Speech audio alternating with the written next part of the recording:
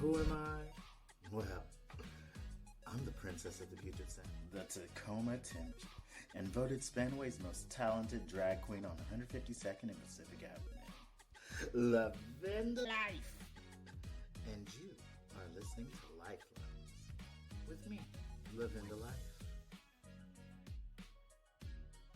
I want everyone to listen, but some, if not most episodes, might be considered inappropriate for folks under legal voting and drinking age.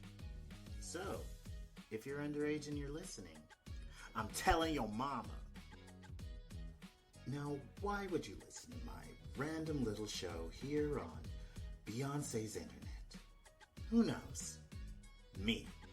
I knows. We're going to talk about things that you, the people, think matter, and things that you think don't matter in the larger scheme of schemes. Music, politics, movies, the weather, history, money, lack of money, your problems, my problems, our problems. Now, I personally can't guarantee you'll learn anything, but I can guarantee that it will be interesting, or moderately interesting. At the least, mildly interesting background noise to get you through life and traffic. So here is a quick outline of how the show's gonna go. Alright, what we're gonna do is we'll start off first with Ask Lavinda, where you can ask me any question about any topic. Advice, comments on the show, and just random things. Next we got Things That Bug Me, issues I'm currently having with the world, or just from day to day. We'll also have interviews. I'm going to interview queer and people of color that have interesting or seemingly controversial jobs, hobbies, or lives. We're going to have an Ask Wayne segment, where you can ask Wayne any questions you may have about hair care or businessing things. I don't know much about business. I'm just a mouthpiece. Wayne's the brains, or at least that's what I tell him, so that he'll leave me alone and let me sleep. Upcoming events and appearances, I'll let you know where you can find me next, where you can see me next, where you can hear me next, where you can be near me next.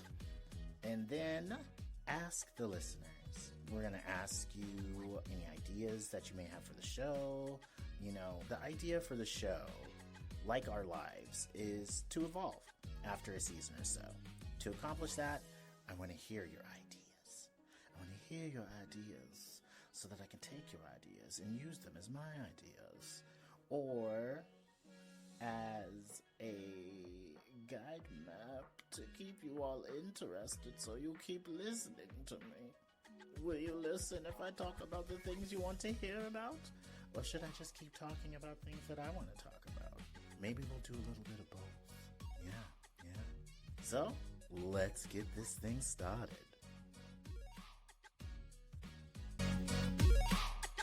Hello, everybody, and thank you for tuning in today to Lifelines with me, Lavinda Life.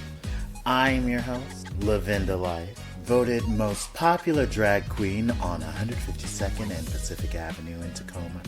And today, we are going to start off with Ask Lavinda! So, first question that we have on the docket is... probably just do one question today. Then we will head over to the next segment. This is not the first time I'm reading it, but the first time I'm actually giving these any thought. Lavinda, why is dating so hard as you get older?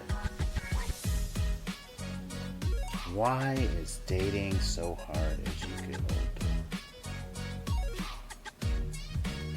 People get old. It happens. I mean, I'm not old. I've never been old. I don't know what that's like for people. But people get old, you know? And a lot of the times when you get older, you mature, you learn more about yourself, and you know what you will and won't put up with in a relationship. Or at least you have a really good idea of what you don't want to put up with in a relationship. And trying to find somebody that meshes with that can be difficult, especially when you're dealing with somebody else who's in their mature phase and is more hesitant to just let random people in. So I think that's really what it comes down to. Try to open yourself up a little bit more. We all have our own baggage, which causes us to close ourselves off to people and to the world. So try to just be a little bit more open to, new experiences, new people. I tried some new experiences. I got tied up one time. It was interesting.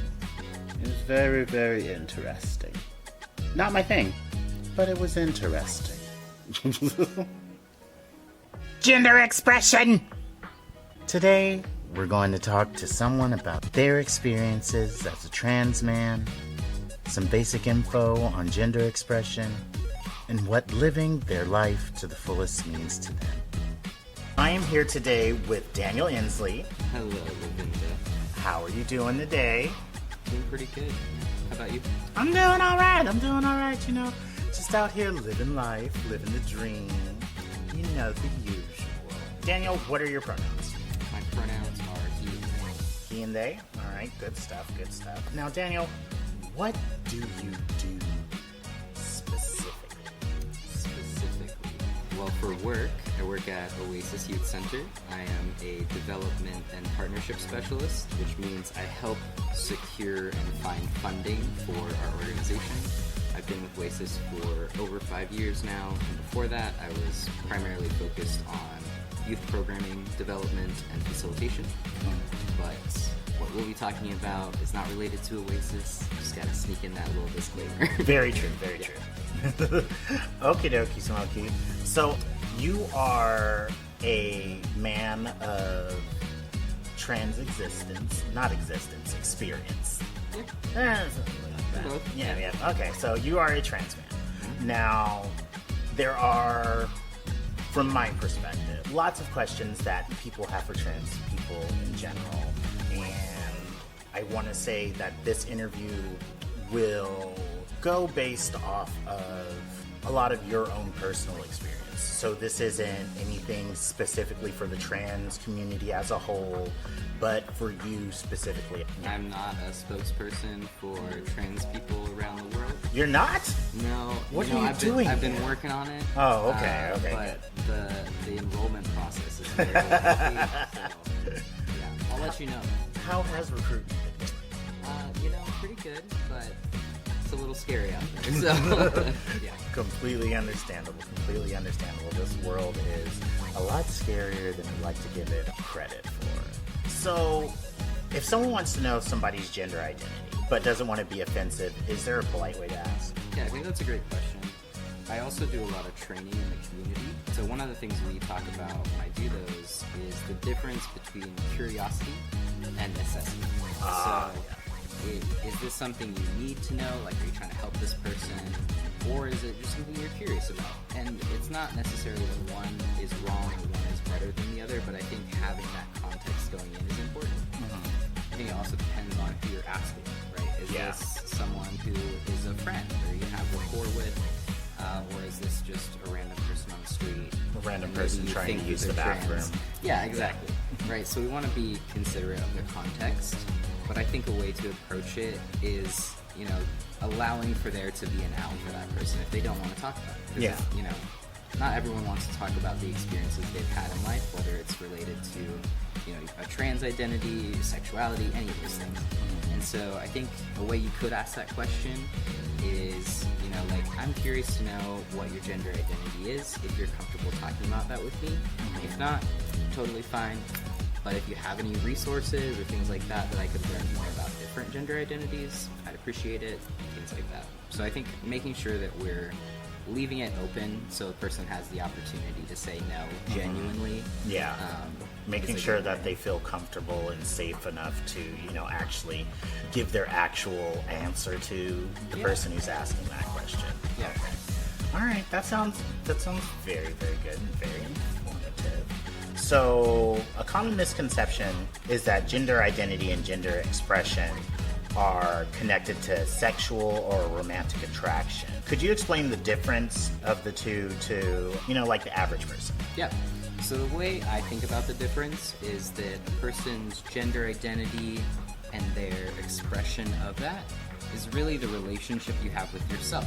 And so when you wake up in the morning and you're like, how do I feel today, right? What clothes do I want to wear that makes me feel good? That's kind of the relationship you have with yourself, and that's gender identity and expression.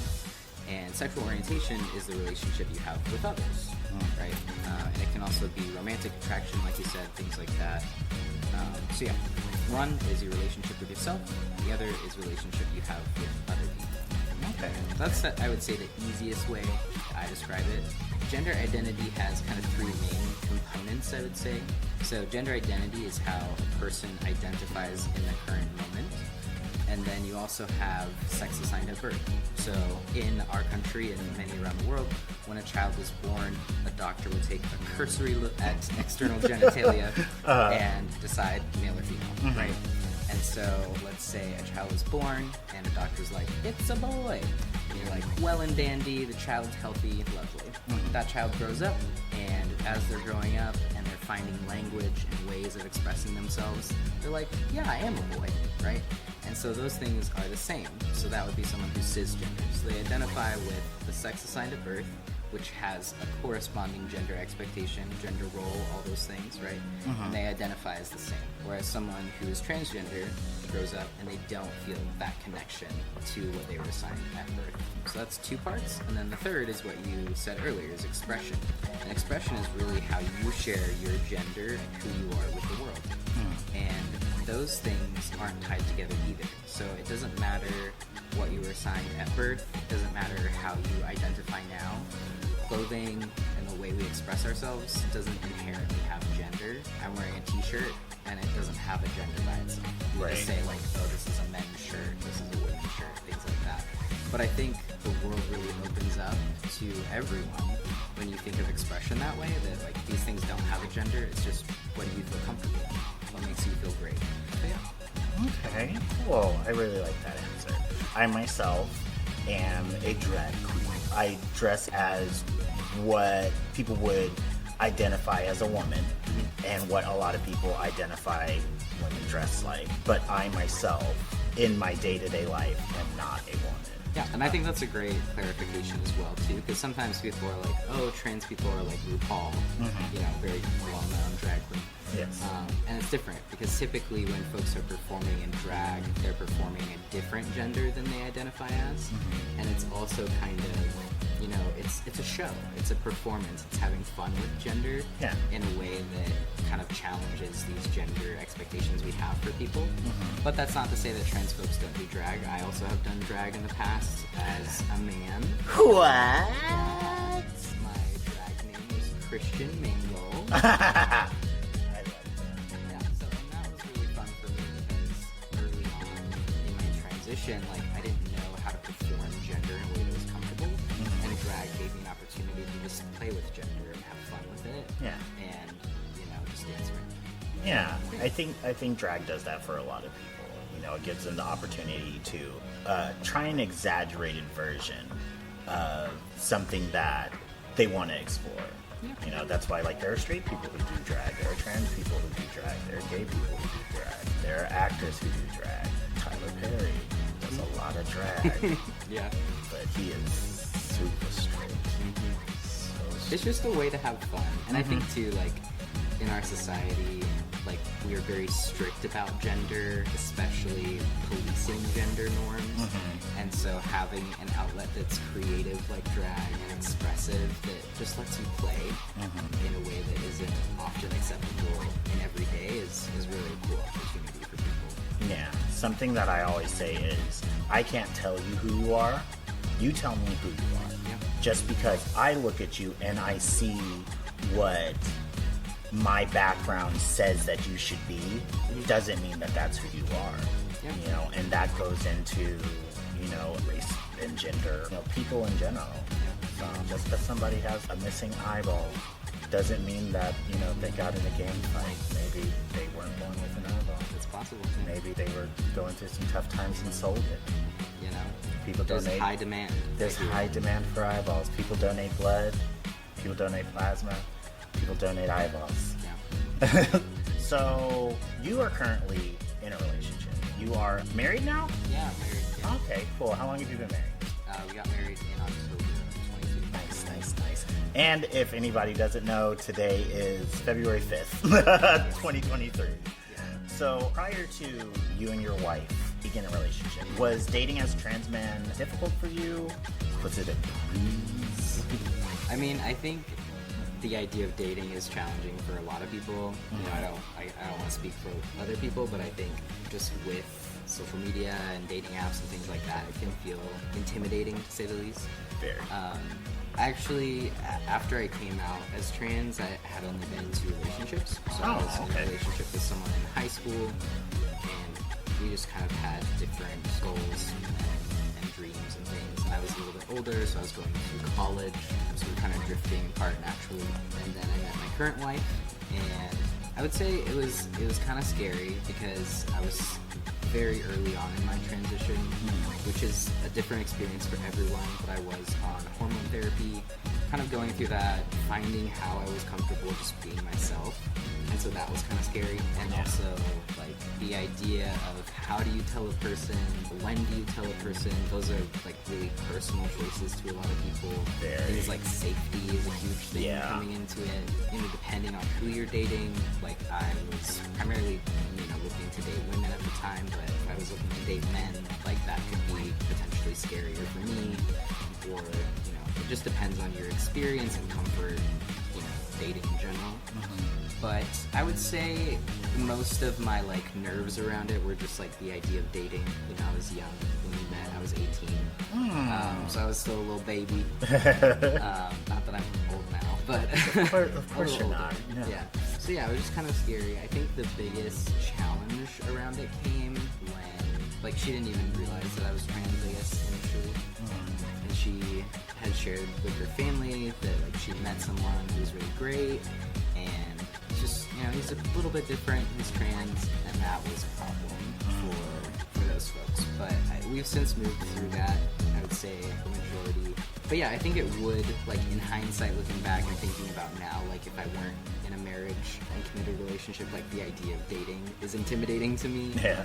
And those questions around, again, like, disclosure, how to do so safely, things like that definitely come to mind. Yeah.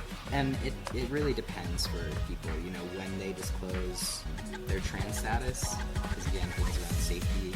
I know some people just have it in their bio because they don't want it to be like a conversation that they have to have, like it's this big thing. Yeah. Because it's just a part of people, and I think there's more that, you know, I have in common with the everyday person than I don't. I just happen to have an experience that's a little different generally. Well, that's great because, like, everything that you just said, like, leads into a whole bunch of other things that we were going to go over during this interview.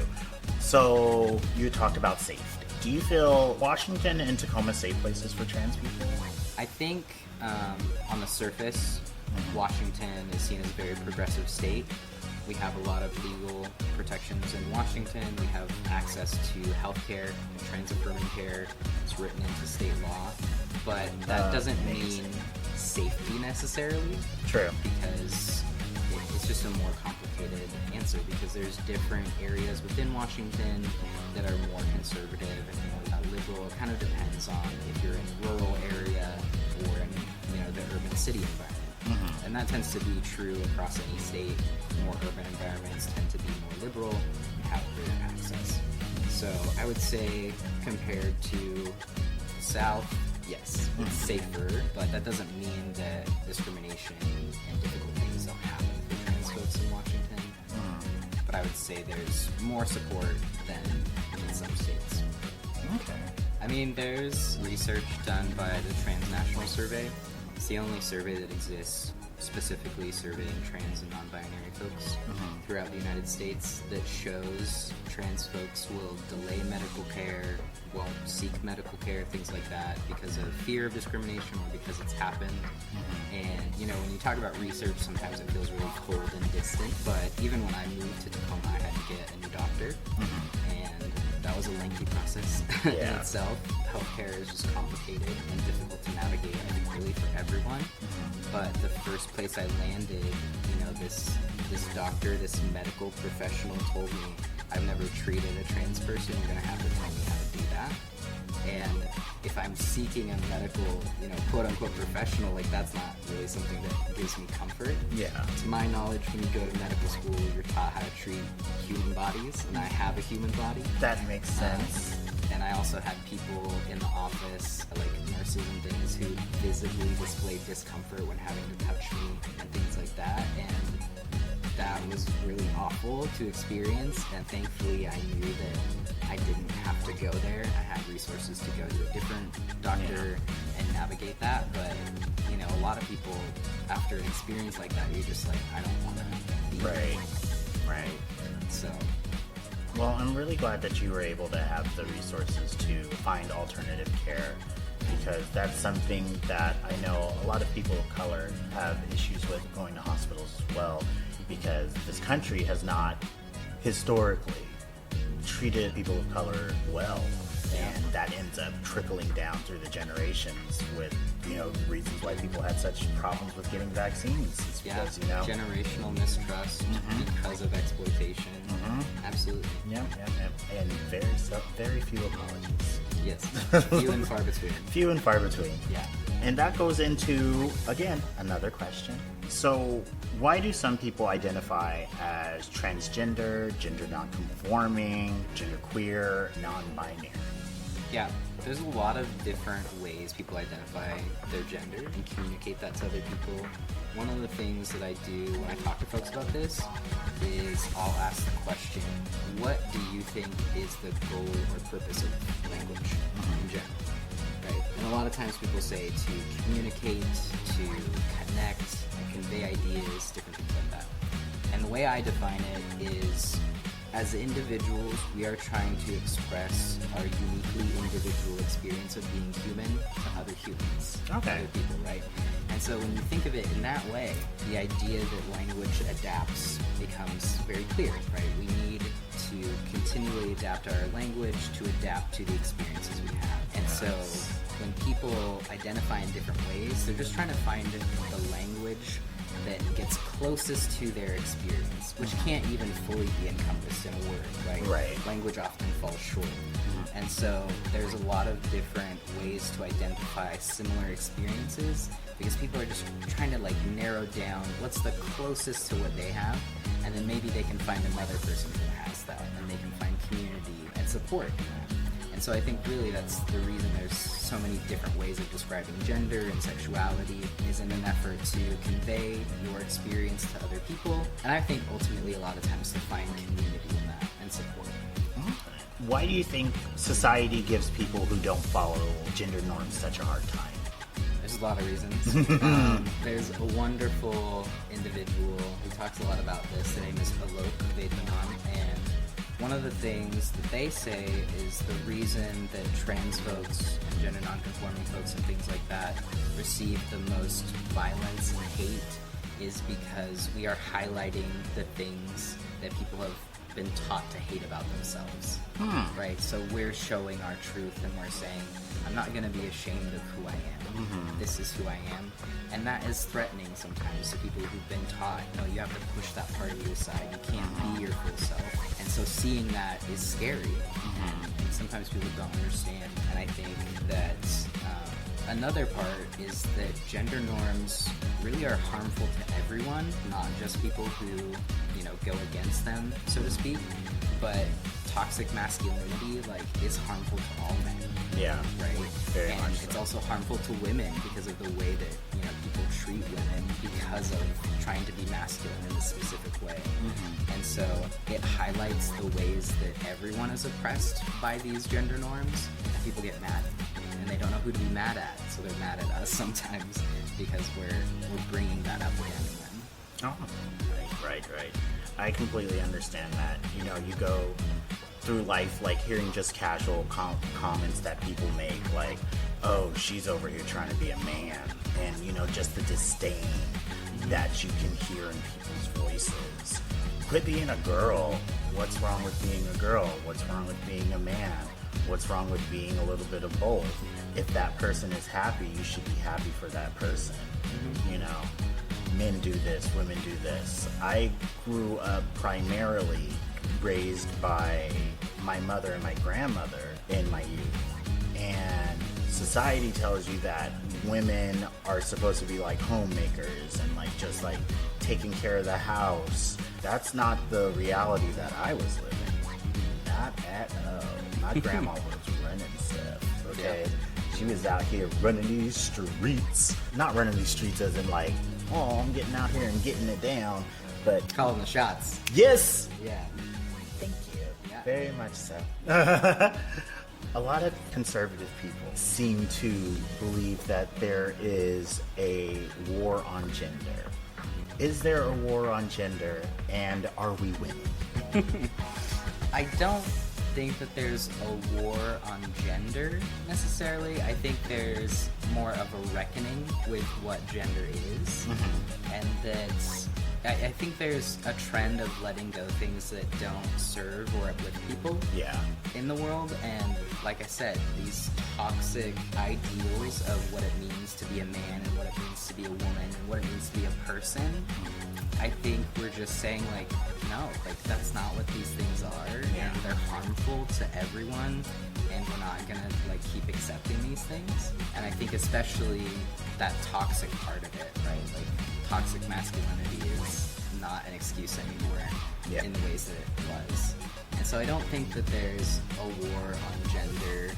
I just think that the definition of gender is being expanded, and there's more conversation about the multiplicity of gender experience.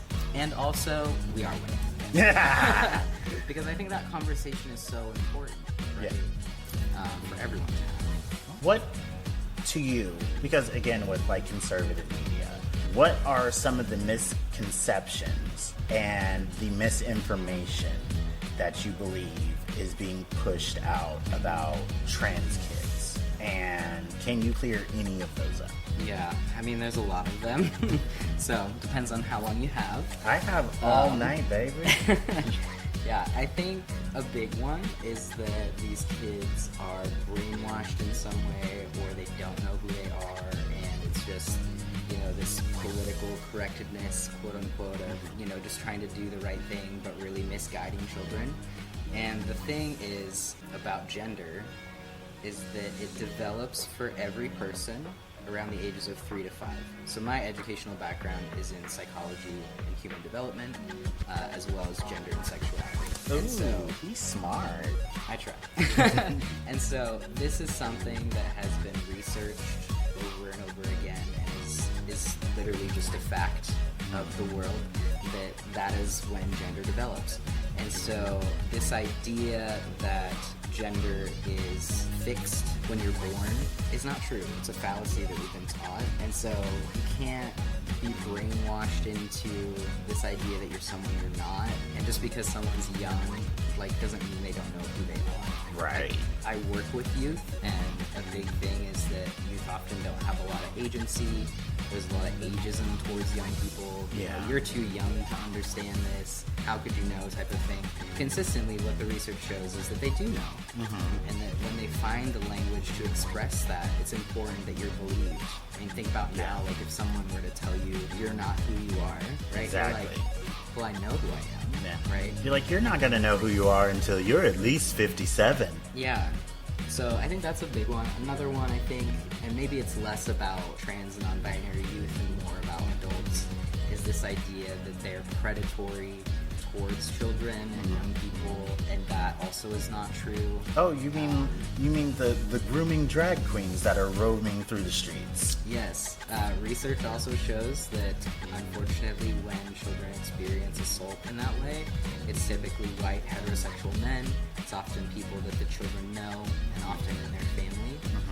There's no recorded instances of trans or non-binary folks or drag queens or kings or performers assaulting children.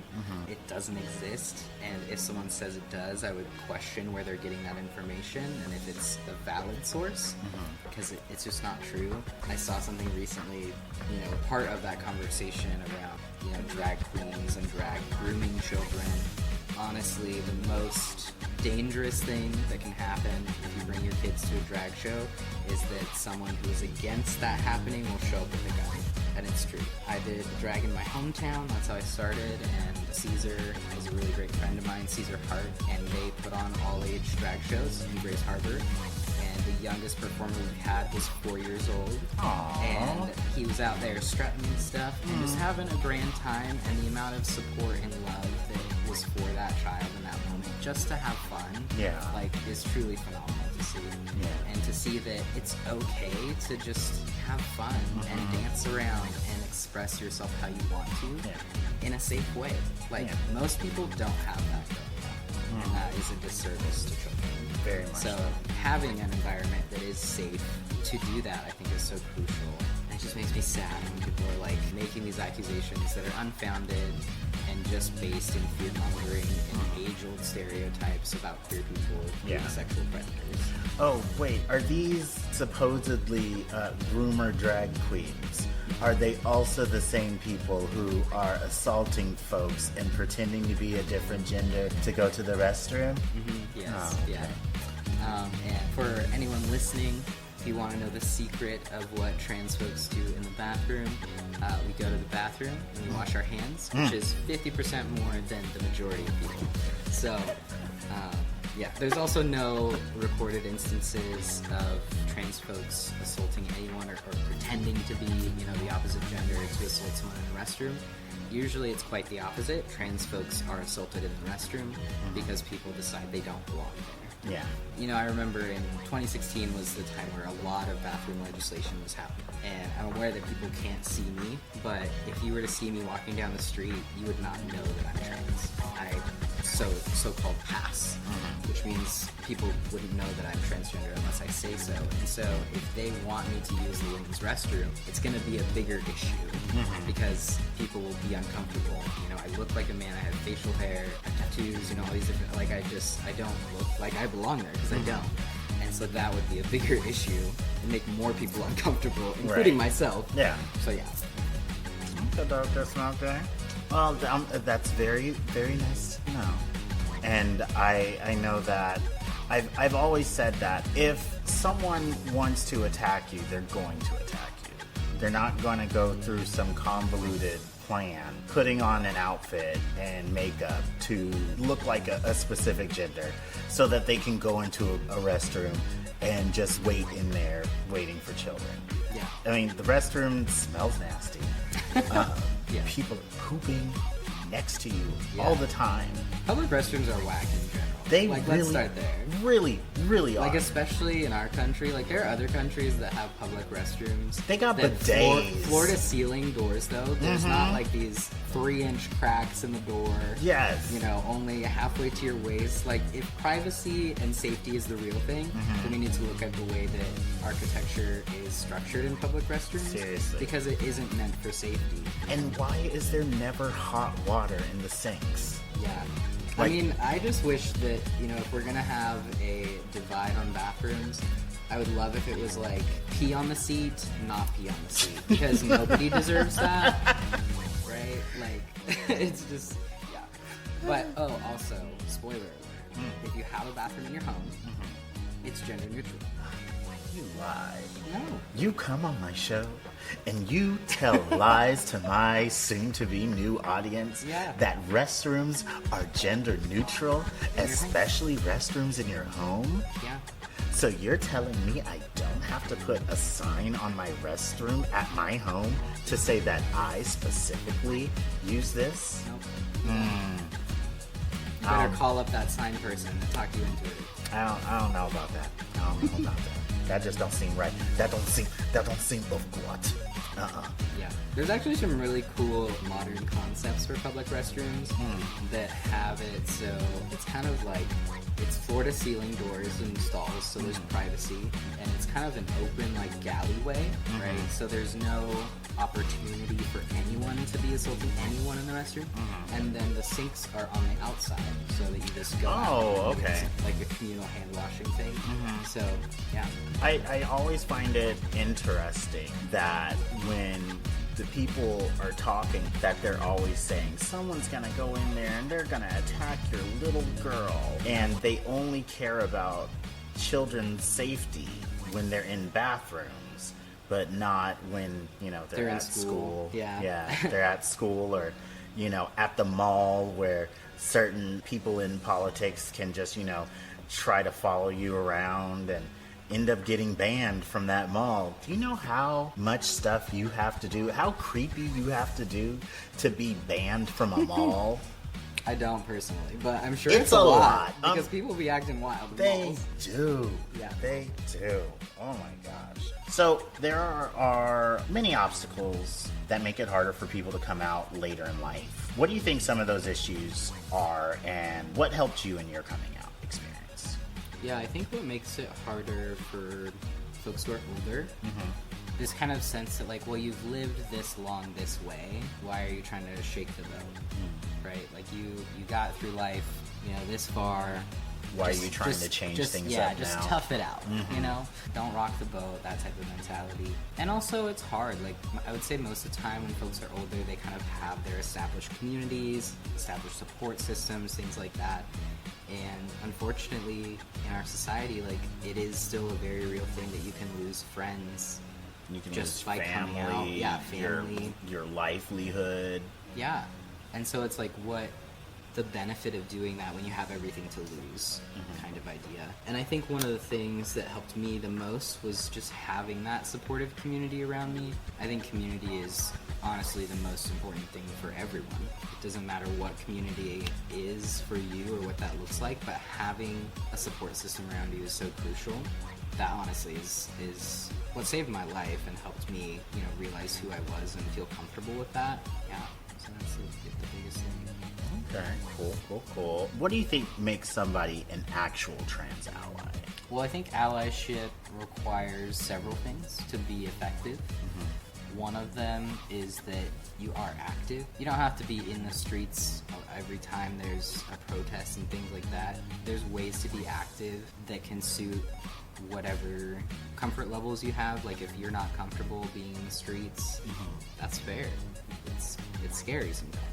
But there's ways to do online advocacy. You can call up legislators, you can do other things. But yeah, being active is really important.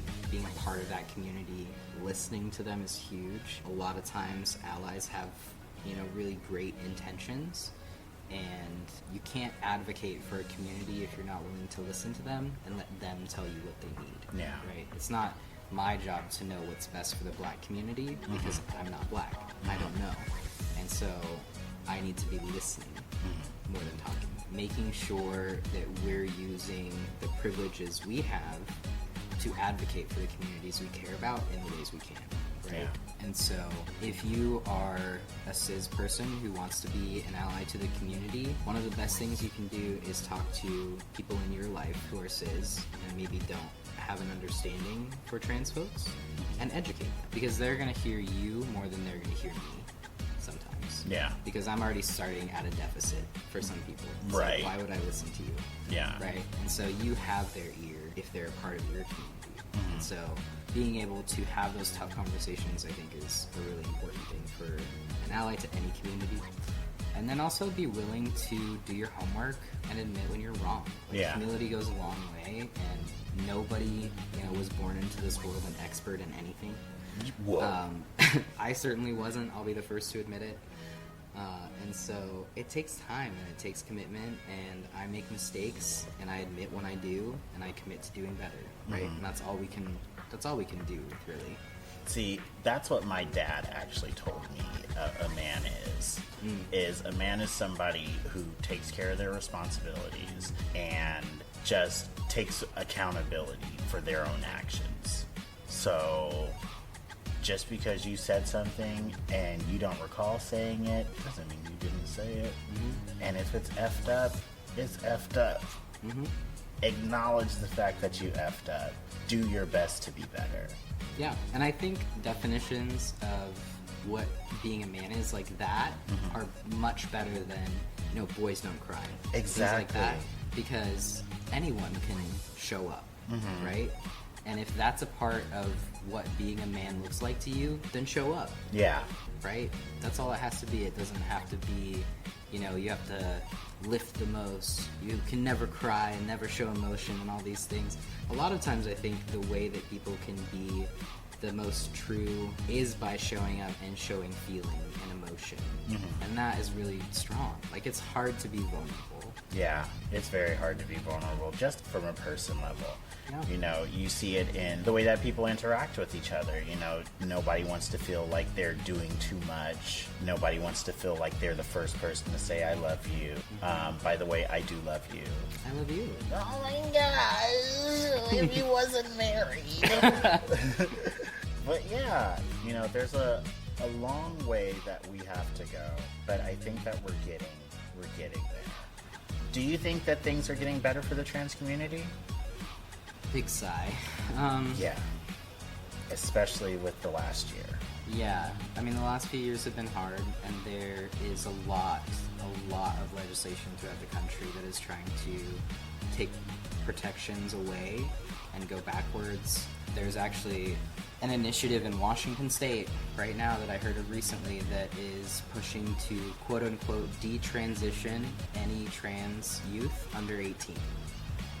And every leading pediatric health organization recognizes trans-affirming care as suicide prevention. And also that when trans folks, non-binary folks, you know, anyone who's not cisgender is able to seek affirming care and live authentically and is respected, they have the same health outcomes, healthier outcomes in some cases, as their cisgender peers. Right? So literally just like letting people be who they are and live their best authentic life is life-saving. Yeah. And so this is really scary to hear. You know, I'm hopeful that that won't pass in our state because, like I said, you know, Washington is seen as a progressive state. We have a lot of protections and rights. We've had a lot of, you know, challenges, and people rise to the occasion to fight them. But it's scary, you know, and for the youth that I work with, it doesn't matter if it's in Washington, if it's in Texas, if it's in Florida, this ideology and attack on trans youth is scary for them. Yeah. Right? But I will say to that, though, even in the face of all these things, what a tremendous amount of strength and courage and resiliency that these young people have to say, even though this is happening, I will not accept that I have to be someone other than I'm not. Yeah. Right? I did a training recently, and there was a question that came in before the training that I did, and it was a question that was meant to cause a reaction. Do you want to give it to me? Yeah, I can tell you the question. Okay, so the question give it was, to me. I'm ready to react. why don't you love who you were? Right? Damn. I addressed the question in the training, and I was like, it's not that they don't love who they were. It's that they love who they are so much that they are willing to say, this is who I am, authentically. It's hard to be your authentic self. It's hard to lead your life with integrity and your values and those things. Yeah. It's really hard, Very especially much so. when you see this climate of the world that is attacking people like you, Yeah. the people you care about. And they love themselves so much so that they say, I am still who I'm gonna be. It's amazing. I am so, I can't say proud because it's not like I raised these kids or nothing, but I am so proud of how open and honest these kids are out here, like, living their lives. Like, I could never imagine, like, coming out at the ages that they're coming out. I mean, I came out at, like, 16, 15, 16. But these kids, it's not even just the fact that they're coming out, but, like, living authentically themselves. I had came out and I was still monitoring the way that I was walking through the halls at school. Like, oh, I can't go and like make sure that I don't do the switch too much, even though I knew I wanted to walk like Janet Jackson everywhere. I mean, who doesn't? Exactly, so much hip. Monitoring what I was wearing. At the time, I had a very like rigid idea of gender and gender norms and whatnot, and not wanting to leave myself open to hardship.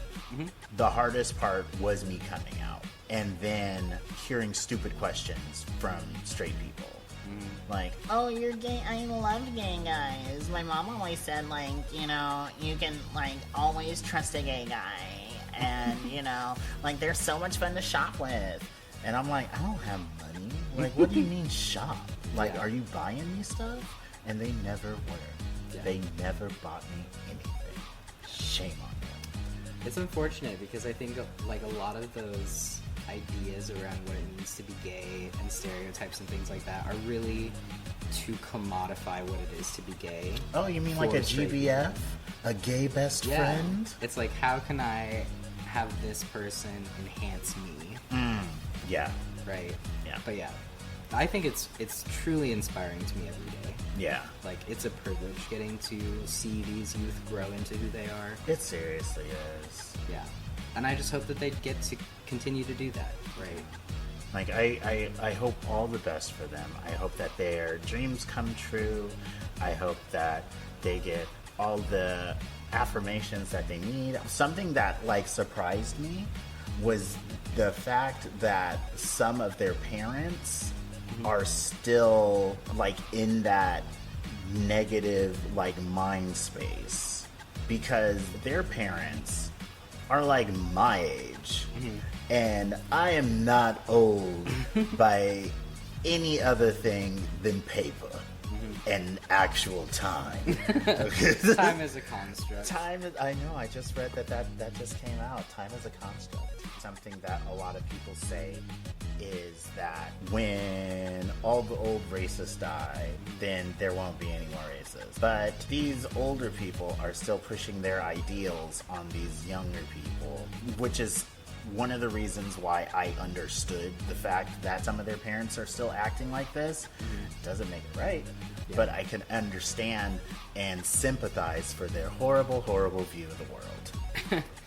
Yeah, I mean, it's hard because I do have a lot of empathy for older folks and for parents. I'm not a parent myself yet, but I think what happens when people find out they're having a child is they create this whole story of what this child's life is going to be. And it's full of the best things, right? It's full of all the things they didn't have. It lacks the hardships they did because we want our children to have better than we did. Yeah. We want them to succeed. We want them to have love, all these things. And we paint this beautiful picture. And when a child comes out as trans maybe, or as gay, or, you know, what have you, cracks start to form in that beautiful your child picture. Comes out as a DJ. Yeah, I mean, that is a big one. But, you know, these cracks start to form in that picture that they have created because they're having to confront the reality that their child is an entirely different human being. Yeah. And they're going to be. And I think, unfortunately, sometimes it breaks and it's not repairable for those parents. Yeah. They just can't see a way forward. Instead of adapting to the life and who their child actually is. And so it's literally devastating for them. It breaks their reality.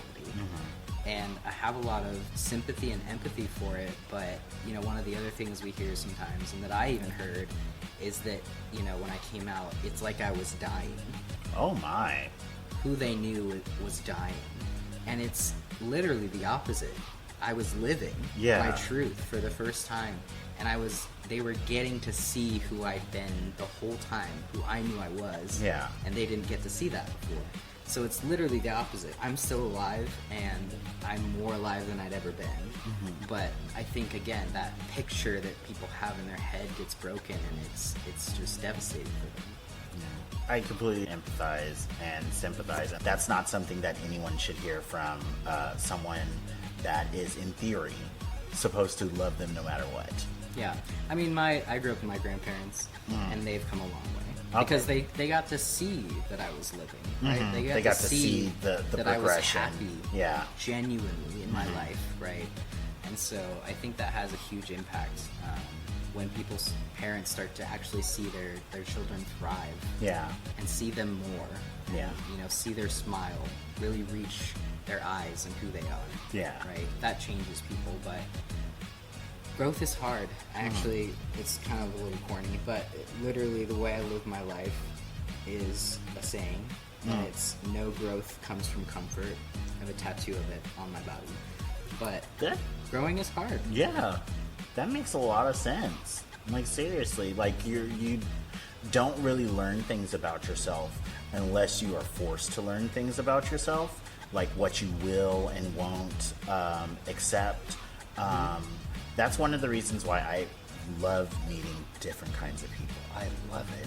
Just because, one, it teaches you about how to interact with different kinds of people, and how to protect yourself from different kinds of people, and what you as a person will and will not accept in your life. You know, like I don't associate with shady people. Actually, no, I do. I associate with some very shady bitches, and these bitches know who they are. You're shady, you're shady, you're shady. But I love them. And I wouldn't associate with them if, like, the shade wasn't a specific kind of shade. Okay? It's, you know, when you and it's your like friend... one of those love languages. Exactly, right? exactly.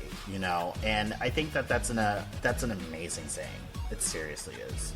I would get that tattooed on myself. If I was going to get another tattoo. I'm never getting another tattoo. Just the tramp stamp? It's the one. Not a tramp stamp because it's on the side of my thigh. It's classy. It's We're a very classy lady. Love it. Very classy. But yeah, I was very lucky that I was born into a family that has, from what I know, accepted me wholeheartedly. And I wish that for any kid. Yeah, everyone deserves that. Very really. much. I think a lot of the harm that exists is truly from generational trauma and conversations around mental health, around living authentically. Conversations like the one we're having don't happen in a lot of places, especially not in a lot of families. Yeah, and not in a lot of, like, POC families. Yeah. Yeah. Like, all families have, like, messed up issues. But I feel like POC families have a lot more generational trauma.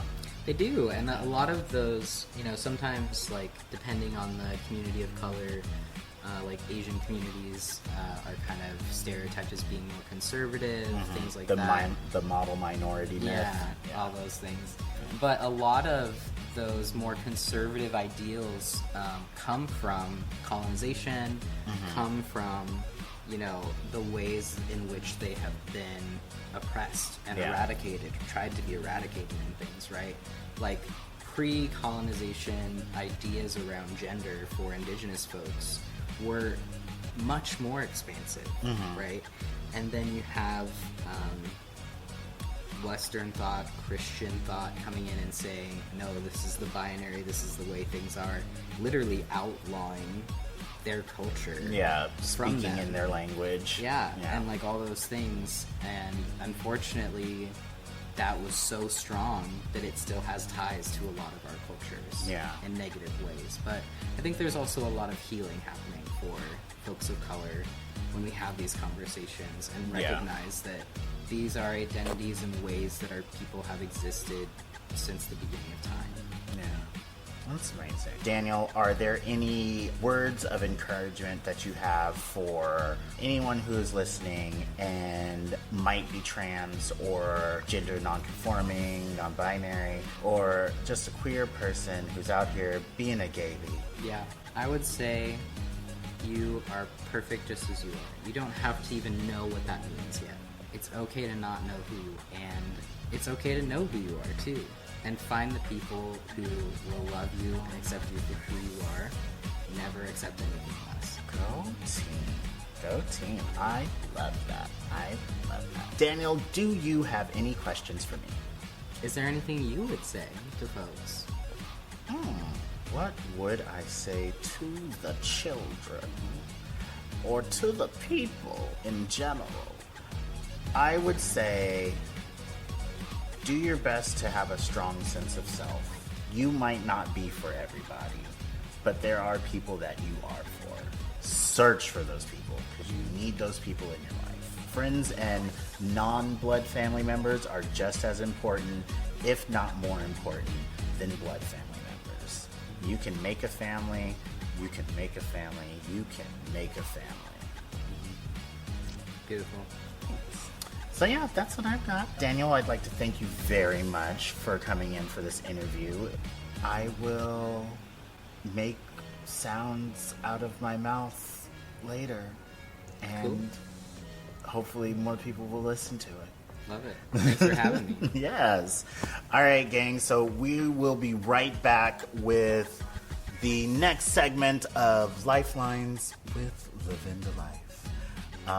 If you have any questions, quandaries, or conundrums, do feel free to email me at lavindalife@gmail.com, LYFE@gmail.com.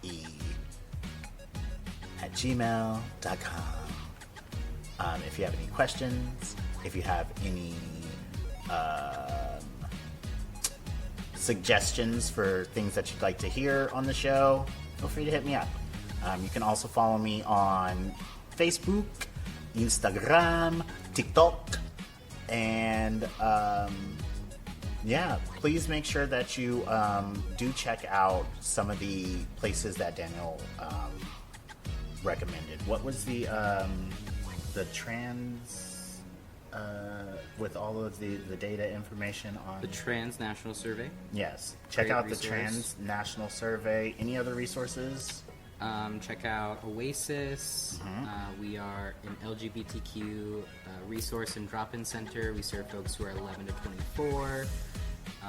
Check out Elope. They're on Instagram and things. And there's a great documentary on Netflix. I think it's still available. It's called Disclosure, and it talks about trans representation in media, because media has a really strong impact on the way we view a lot of things, but Very much specifically like different communities. Narrated by Laverne Cox. Talks about a lot of different folks who are in media. Janet Mock is in it as well. I love Janet Mock so much. Beautiful human being. So much so. Yeah, I got to meet her once. Nuh-uh. Yeah. Sorry. It's okay. Yeah, I got to meet her. I'm a Pride scholar, and they had her come as a speaker, and I have a picture with her. So That's amazing. I would love to meet Janet Mock. she's truly phenomenal. I saw pictures of her wedding, and it was like the most beautiful thing that I had ever seen since I saw Solange's wedding pictures. Yeah, she has wonderful books too that talk about her experience, her experience of knowing her gender with certainty, and navigating that also as a woman of color, who grew up in Hawaii, things like that. So yeah. Oh my gosh, if I could get Janet Mock on here, I would be able to have a bidet just follow me around. It would be great. Yeah, it would be great. All right. Well, thank you very much again, Daniel. I really appreciate you. Absolutely. Love supporting you. I love your support. I love your support. I think you are an amazing person. I can't wait to see what the future brings for you. I hope it is cookies and cakes, and as long as it's gluten-free. I hope that your gluten allergy disappears with age. True. That would be better. That would be better. That would be better, because gluten is where all the flavor is. So, yeah. All right, good stuff. All right, we'll be right back. Things that bug me. Something that's been bugging me is people and politicians who use children and women to hide their true biases, their true negative opinions of different groups of people. Don't pretend like you care about women and children when you're trying to disenfranchise people, or when you're trying to take away the rights of certain groups of people. Because any other time, you don't care about the health of women and children. You're not worried about children going hungry. You're not worried about the fact that women have to pay for menstrual products when that's something that they have to deal with for a large portion of their life, and it's not something that they're causing. They're not going and saying, oh yeah, let me go get my monthly period pack, pay my $9.99 a month so that I can make sure that I have a period. That's not what they're doing. This happens naturally, and you're forcing them to have to pay for sanitary napkins, for pads, tampons. And they have to work when their body is in pain because it's doing something that it would naturally do. You don't care about women. You don't care about how women are living their day-to-day life. If you did, you would treat women like they were just people in general. You don't care about the safety of children. If you did, there wouldn't be as many school shootings as we have. You would find a way to make sure that stuff like this isn't happening. You don't care about children. You would make sure that they have proper educations, that they have teachers that are being paid the amounts that they need to be paid so that they can properly educate these children so that they don't have to deal with burnout. You probably shouldn't have 20 children to one teacher, trying to make sure that every single one of those children is getting a proper education, knowing good and well that people learn differently and at different rates. So education needs to be catered to the way that specific person learns. You don't care about children. You don't care about women. So quit pretending like you do when you want to hold different groups back. So that's something that's been bugging me. As we all know, eyelashes, electronics, wigs, and space rental don't grow on trees. Yet. They're working on it. So we need dollars and cents to keep this going. And while I hate to put my cup out for change, here's my cup. Hopefully you're enjoying what we've put together so far and want more. If so, please drop some pennies in my cups labeled Venmo, Cash App, and PayPal. You can Venmo me at hair by Wayner hyphen Lavinda Life, HAIRBYWAYNR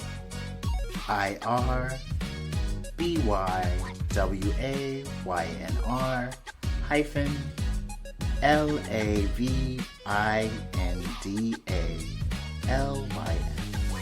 At Cash App, Wayne Rouser, WAYNEROWSER. And PayPal, Hair by Wayner, WAYNR, HARBYWAYNR.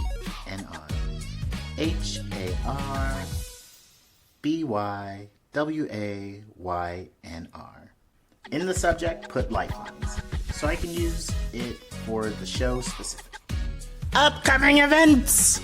In conjunction with the Tacoma Rainbow Center, I'm hosting a queer trivia night on March 23rd at Incline Cider House from 7 to 9. There will be 4 rounds, 10 questions each, with one of those rounds being a round of Name That Tune an Artist. You should come. Well, kids, that's the show for today. I hope you enjoyed our interview and it got you thinking. We'll be back in 2 weeks with a new episode coming out on Monday. You can check the radiotacoma.org website to re-listen to the show and share the link. Remember to send any questions or suggestions for the show to lavindalife@gmail.com, LAVINDALYFE@gmail.com. All messages to the show can be as anonymous as a 2 a.m. sleepover if you'd like. Lastly, you can find me on any of the socials by Googling hashtag Lavinda Life. Facebook, Instagram, TikTok, and Twitter. All right, we will see you in a couple of weeks, and that's all for now, kids. Remember, Lavinda loves you.